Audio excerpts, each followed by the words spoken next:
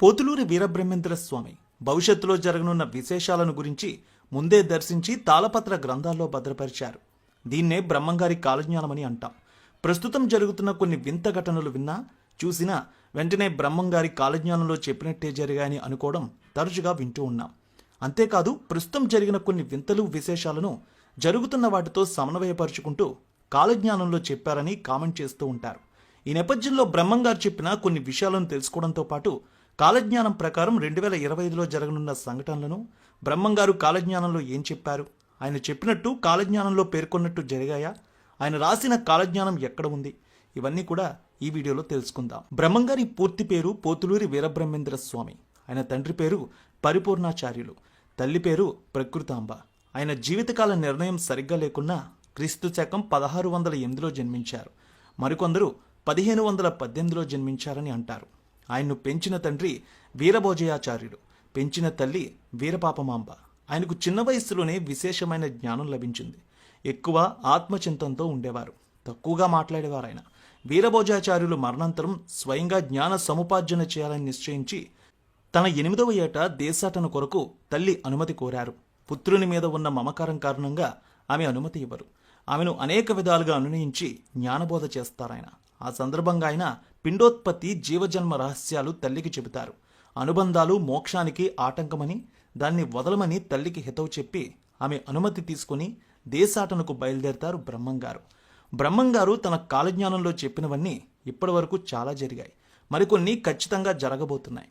భవిష్యత్తును తన మనోనేత్రంతో ముందే దర్శించిన బ్రహ్మంగారు రాబోయే కాలంలో ఏమి జరుగుతుందనే విషయాలను ప్రతిదీ తన కాలజ్ఞానంలో వివరించారు. ఆయన రచించిన కాలజ్ఞాన పత్రాలు ఇప్పటి వరకు కొన్ని లభ్యమయ్యాయి, మరికొన్ని మాత్రం రహస్యంగానే ఉన్నాయి. బ్రహ్మంగారు కర్నూలు జిల్లాలోని బనగానపల్లి మండలం గరిమిరెడ్డి అచ్చమ్మ ఇంట్లో పశువుల కాపరిగా ఉంటూ రవ్వలకొండలో కాలజ్ఞానం రాశారు. ఆవుల చుట్టూ గీత గీసి రవ్వలకొండలో కాలజ్ఞాన రచన చేశారు. రవ్వలకొండ బనగానపల్లికు 1.5 కిలోమీటర్ల దూరంలో ఉంటుంది. ఇది ఒక కొండపై ఉంది.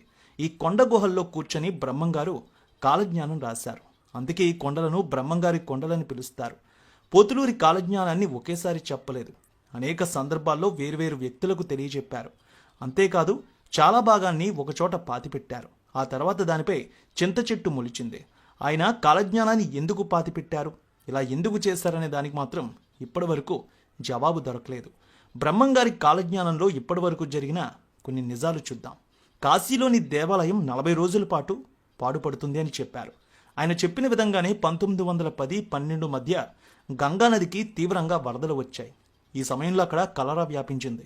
దీనివల్ల కాశీ పుణ్యక్షేత్రం దర్శించేందుకు భక్తులు ఎవరూ వెళ్ళలేదు. రాచరికాలు, రాజుల పాలన నశిస్తాయి. ఇప్పుడు భారతదేశంలో రాచరిక వ్యవస్థే లేదు. ఒక అంబ 16 సంవత్సరాలు రాజ్యం ఏలుతుందన్నారు ఆయన. ఇందిరాగాంధీ 16 సంవత్సరాల పాటు మన దేశానికి ప్రధానమంత్రిగా ఉన్నారు. బ్రాహ్మణుల అగ్రహారాలు నశించిపోతాయి.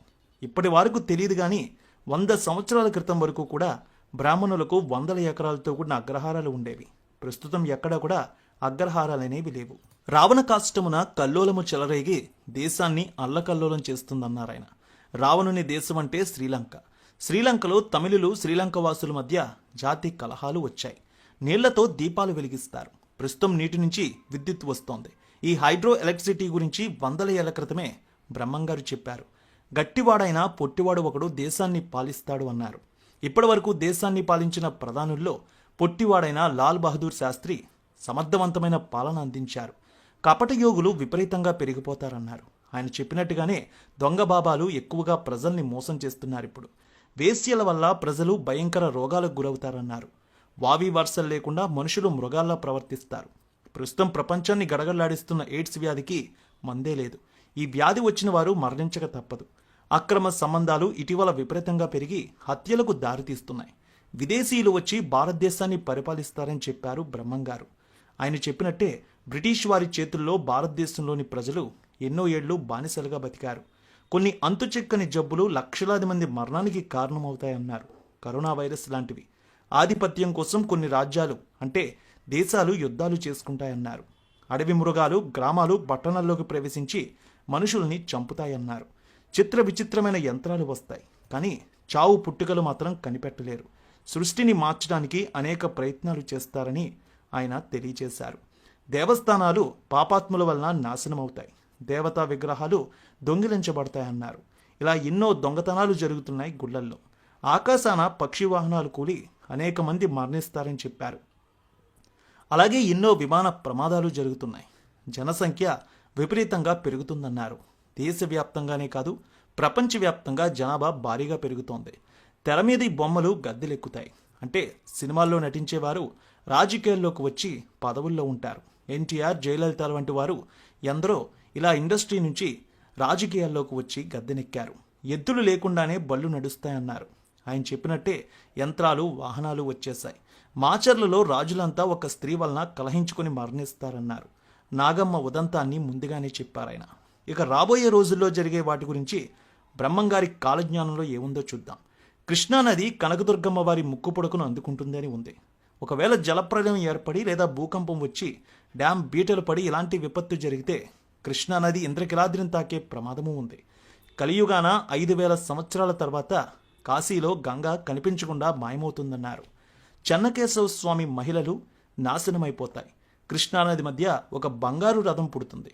దాన్ని చూసిన వారికి ఆ కాంతి వల్ల కనులు కనబడవని, గుడ్డివారు అవుతారని ఆయన తెలియచేశారు.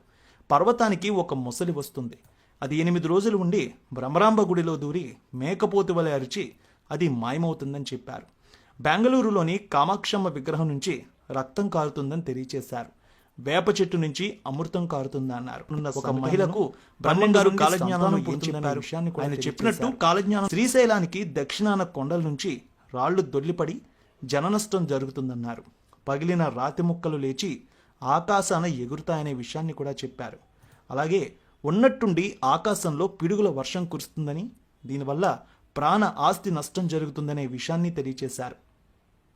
ఆకాశంలో వింత నక్షత్రం ఒకటి పుట్టి రంగురంగుల కాంతులను విరజిమ్ముతుందని, ఆ తర్వాత దేశంలో అనేక వింత సంఘటనలు జరుగుతాయని చెప్పారు. ఊరి పొలిమేరల్లో తెల్లటి కాకులు వచ్చి బోరెన విలపిస్తూ తలబాదుకొని చనిపోతాయని, ఇది చూసిన జనం రక్తం కక్కుకొని మరణిస్తారని తెలియచేశారు.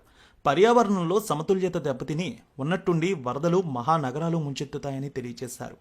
కలకత్తా నగరంలో పెద్ద భూకంపం సంభవిస్తుందని, దీనివల్ల అపార ప్రాణ ఆస్తి నష్టం జరుగుతుందని తెలియచేశారు.